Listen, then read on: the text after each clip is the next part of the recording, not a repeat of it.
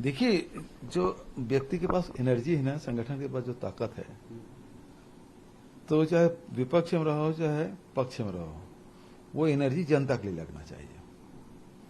तो विपक्ष में थे, सरकार गलत काम कर रही थी तो हम उसके खिलाफ लड़ाई लड़ते थे, किसानों के हक में लड़ाई लड़ते थे, मजदूरों के हक में लड़ाई लड़ते थे, कभी महिलाओं के हक में लड़ाई लड़ते थे, युवाओं के हक में लड़ाई लड़ते थे।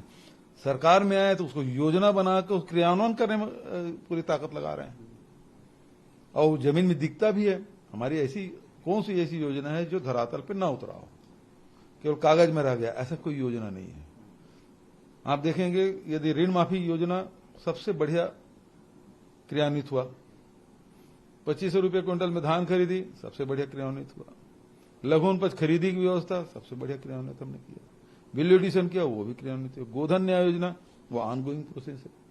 नाला वाटर रिचार्जिंग की योजना है, तो जहां हुआ है वो बहुत बढ़िया हुआ है। तो आप स्वामी आत्मानंद अंग्रेजी स्कूल देखिए, कैसी भीड़ लगी रहती है, एक सीट के पीछे 10-10, 15-15 आयोजन। हमारे कैमरामैन के बच्चों ने एडमिशन करवा लिया, सब करवा लिए ना। तो जो योजनाएं हैं उसके पीछे आपको लगना पड़ता है, और लग के उन योजनाओं को सफल बनाना पड़ता है। केवल योजना लॉन्च कर दिए है ना, और उसके बाद उस पीछे मुड़ के नहीं देखे तो वो योजना असफल हो जाती है। हमारी सारी योजनाएं हैं वो सफलतम योजना है, और इस कारण से जनता पसंद भी कर रही है। 75 पार, इसलिए 75 पार की बात कर रहे हैं। कॉन्फिडेंस वही चाहता है कि हमने, चाहे बच्चे हों, युवा हों, बूढ़े हों, महिला हो, सबके लिए काम। व्यापारी हमसे खुश हैं, क्यों कि हम मंदी कोई असर ही नहीं हुआ। छत्तीसगढ़ में कोई सेक्टर नहीं है जिसमें बूम ना आया हो, चाहे रियल इस्टेट हो, ऑटोमोबाइल हो, ज्वेलरी हो, चाहे हमारे कपड़े का मार्केट आप कहिए, कोई भी मार्केट में आप चले जाइए, एग्रीकल्चर सेक्टर चले जाइए, कहीं भी देखेंगे, मशीन सेक्टर में चले जाइए, सब जगह बढ़ोतरी दिखाई देगा आपको। सर इस 5 साल में लेकिन पिछले 2-3 साल से फिर लड़ाई लड़ना चालू हो गया। आपके मतलब सीएम ऑफिस के लोगों को जेल में डाल दिया गया, ईडी आईटी के लगातार, आज भी मेरे ख्याल से 8-10 जगह 15 जगह छापे। क्या एक षड्यंत्र, आपको घेरने का षड्यंत्र, कि आपको भी जेल डालने का उनका मंशा थी? षड्यंत्र है। सरकार देखिए, उनके पास कोई कार्यक्रम नहीं है, उनके पास कोई योजना नहीं है जो जनता को लुभा सके। वो लड़ने के काबिल नहीं रहे। 15 साल सत्ता में रहे, सुविधा भोगी हो चुके हैं, वो लड़ नहीं पा रहे हैं। तो क्या करोगे? तो अपनी लकीर बड़े नहीं कर पा रहे हैं तो सामने वाले की लकीर छोटा करो, मिटाओ, बदनाम करो, इसमें लगे हैं। और एक भी कोई प्रमाण तो कर नहीं पा रहे हैं, केवल बदनाम करने की कोशिश हो रही है। आज भी जो रेड पड़ा है, कोई प्रेडिकेट ऑफेंस बता दे, राइस मिलर पे जो छापा पड़ा है, प्रेडिकेट ऑफेंस नहीं है, वो रेड डाल दिए। तो कोर्ट का भी, वो कोर्ट में खुद आवेदन लगाए हैं, हमको जांच करने की अनुमति जाए, कोर्ट ने अनुमति दी भी नहीं है, तो जांच कर रहे हैं, लोगों को बदनाम करो। अब 1 नवंबर से धान खरीदी शुरू हो जाएगी। अब राइस मिलर यदि उसके जांच में प्रभावित रहेंगे तो धान खरीदी प्रभावित होगा, क्योंकि वो ट्रांसपोर्टिंग वही करेंगे, उठाओ तो वही करेंगे। तो यहां छत्तीसगढ़ को कैसे, सरकार को कैसे बदनाम किया जाए? भाई 10 दिन बाद धान खरीदी शुरू होना है, खरीदी होगी तो धान उठाओ भी होगा। तो राइस मिलर को ठप कर दो, राइस मिल को, तो सरकार उसे बदनाम होगी। मतलब किस स्तर पे, मतलब सरकार सत्ता हासिल करने के लिए किस स्तर पे गिरोगे आप, कि किसानों को भी आर्थिक क्षति पहुंच जाए, पहुंचने दो, लेकिन सत्ता चाहिए। ये स्थिति इनकी है। नहीं तो सर, आपको लगता है क्या कि जैसे विनोद सर को भी पहले एक बार परेशान करके जेल कहां से उठा के, तो आप लगता है कि आपको भी इन लोग का पूरा ये तो, वो तो उनको कुछ मौका नहीं मिल रहा है, नहीं तो ये छोड़ने वाले हैं। लेकिन ये अपने सत्ता का जो अधिकार मिला हुआ है उसका दुरुपयोग कर रहा है।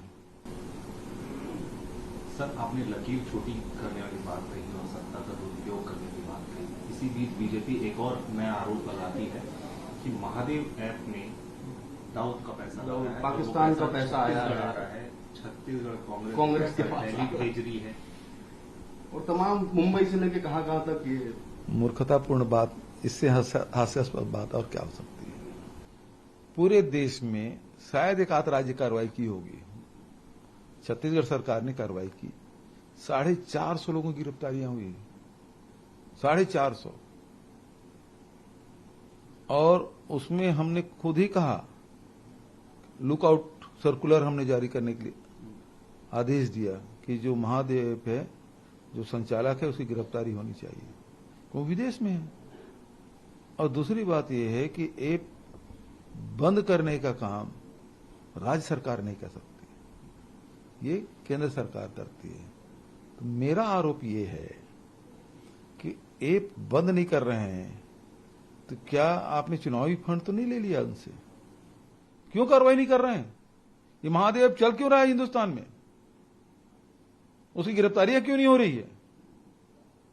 जबकि आप ही के लोगों की यहां वो बैठते हुए बढ़िया केक काट रहे हैं, पार्टियां मना रहे हैं।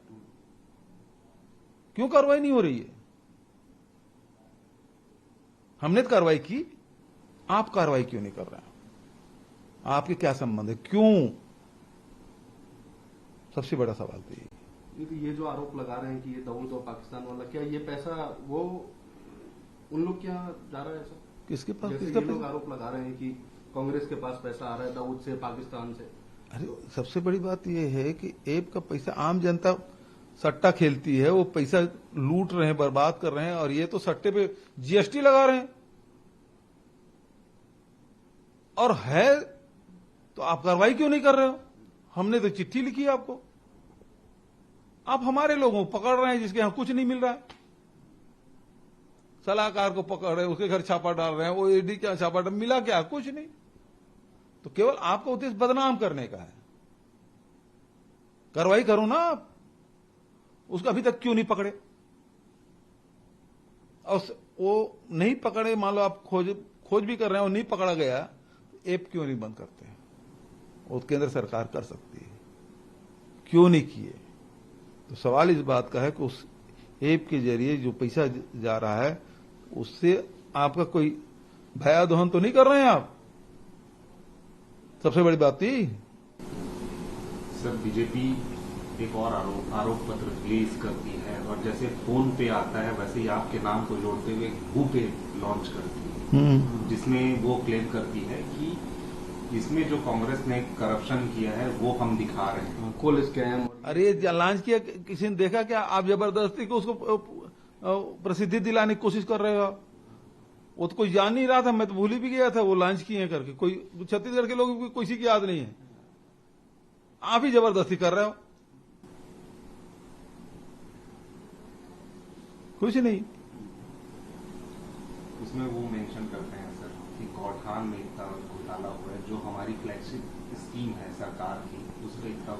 अच्छा, 1360 करोड़ के घोटाला आरोप लगाते हैं गौठान में, ठीक है। 271 करोड़ का गोबर खरीदे और 300 करोड़ के वर्मी कंपोस्ट का पेमेंट हुआ, और वो ऑनलाइन है, बटन दबा उसके खाते में जा रहा है। तो कुल मिला कितना हुआ? 271 करोड़ और 300 करोड़, 571 करोड़। उसमें 1360 करोड़ का घोटाला कैसे हो जाएगा जी? गड़बड़ हो गया। ये कुछ भी आरोप, इनको आरोप ही लगाना है, मतलब सरकार को बदनाम करना। पहले बोला ना, ये लकीर छोटे करने की कोशिश कर रहे हैं, नाकाम कोशिश। सर थोड़ा बस्तर साइड चलते हैं सर। बिल्कुल चलो भाई। बड़ा नक्सल अटैक हुआ था सर, मैं भी वहाँ दूर भोपाल था, वहां से पहुंचा था सर। आपने एक बात कही थी कि मैं करारा जवाब दूंगा। आपने किस तरीके से जवाब दिया सर करारा? देखिए, अब कोई घटना हो पा रही है, घेराबंदी इस प्रकार से की है कि वो संगठित होकर कार्रवाई करने की हिम्मत नहीं कर पा रहे हैं। नहीं तो पहले तो ये था कि हर महीने, कोई महीना नहीं बीतता था, कोई सप्ताह नहीं बीतता था जिसको घटना ना हो। हमने सारे कैंप खोले, सक्रियता बढ़ाई और पीछे हटते गए। और अभी मैं कल दंतेवाड़ा था, दूर दूर से लोग आए थे, सड़कें भी बनी हैं, पुल पुलिया भी बने हैं, लोगों में समृद्धि भी आई, शिक्षा के केंद्र भी खुले, रोजगार के अवसर भी खुले। लोग अब व्यस्त हैं अपने कार्यों में, परिवार में, विकास में। अब वो खाली नहीं है, तो उनके पास हैंड्स नहीं मिला नक्सलियों को। उनके पास हैंड्स ही नहीं रहेंगे तो कार्रवाई क्या करेंगे? तो देश के गृह मंत्री को ये नहीं दिख रहा है सर कि कुछ? वो दिख रहा है, वो तो गए थे वहां सुकमा जिले में। जहां गए अंदर में गए थे, वहां कैंप भी था, कैंप में ही जाएंगे, कोटकपल्ली में। वहां स्कूल भी चल रहा था, वहां पीडीएस साहब भी था, वहां राशन दुकानें भी थी। तो सारी गतिविधियां उन्होंने देखा। नहीं तो एक समय था छत्तीसगढ़ में जो कैंपों में राशन पहुंचाना, उसके ट्रक को कैंप में पहुंचाना भी एक अपने आप में खबर होती थी। आज वो बात नहीं, आम जनता को राशन कार्ड भी मिला, उसको जॉब कार्ड भी मिला, आधार कार्ड भी बना और राशन भी सबको मिल रहा है, आम जनता को मिल रहा है। पहले तो नहीं तो पैरामिलिट्री फोर्स के लिए राशन पहुंचाना कठिन होता था। ये बड़ा बदलाव आया है। और सबसे बड़े बदलाव तो ये है कि पहली बार तो पंचायती राज का पूरा चुनाव हुआ। 15 अगस्त 26 जनवरी को वहां काले झंडा नहीं फहराए जाते, वहां 300 स्कूल फिर से प्रारंभ हो गए। और अभी ताजा उदाहरण ये है, निर्वाचन आयोग ने जो मतदान केंद्र सड़क के किनारे ले आए थे कई चुनाव में, वो सारे वापस हो गए, करीब 150 के आसपास पोलिंग बूथ अंदर में हो गए। ये हमारी सफलता है कि अब वहां मतदान केंद्र खुल गए हैं और अपने घर के पास वो मतदान करेंगे। इससे बड़ी सफलता और क्या है? सफलता की इससे बड़ा प्रमाण और दूसरा क्या हो सकता है?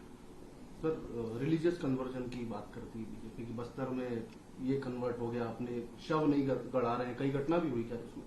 और फिर साथ ही साथ कवर्धा और बिरनपुर, 3 मुद्दे, कई रैली मैंने देखी बीजेपी की, 3 मुद्दे प्रमुख। अभी मोदी जी, शाह जी अभी थे, हाँ। एक बार भी कन्वर्जन के बारे में एक शब्द नहीं कहा। उनको पता है, कवासी लखमा जी ये बोलते हैं कि एक भी कन्वर्जन हुआ हो बस्तर में तो मुझे बता दी, मैं इस्तीफा दे दूंगा। ये तो 2 महीने से चैलेंज करके रखे हैं। भारतीय जनता पार्टी कुछ कर नहीं पा रही, उस चैलेंज को बताए ना भाई, मंत्री जी हैं, उन्होंने चैलेंज किया है तो चैलेंज को स्वीकार करते उसको प्रमाणित करना चाहिए। नहीं कर पाई, इसका मतलब ये है कि केवल आपका राजनीतिक सोसेबाजी है, इसके अलावा कुछ नहीं है। आपके पास कोई मुद्दे भी नहीं बचे अब छत्तीसगढ़ के लिए, इसलिए आ रहे हैं, उल्टा लटका देंगे, सीधा कर देंगे, यही चल रहा है इनका। इसके अलावा बस्तर के लिए क्या करेंगे, छत्तीसगढ़ के लोगों के लिए क्या करेंगे, कुछ नहीं बोल पा रहे हैं, इनके पास कोई मुद्दा नहीं। सर, पुरानी पूरी कैबिनेट लड़ रही है, पुरानी पूरी कैबिनेट खड़ी है। हाँ, मतलब ये है कि भारतीय जनता पार्टी नहीं लड़ रही है, ये रमन सिंह चुनाव लड़, बिसात ऐसा बिछाया कि सारे टिकटें उसके हिसाब से बटी। उसके पीछे जो ब्रेन है वो अमन सिंह का है, और अमन सिंह आजकल अडानी के साथ है, और अडानी मतलब ये एक विश्व गुरु, उसके बात से टाल नहीं सकते। तो यहाँ बीजेपी नहीं लड़ रही, यहाँ रमन सिंह चुनाव लड़ रहे हैं।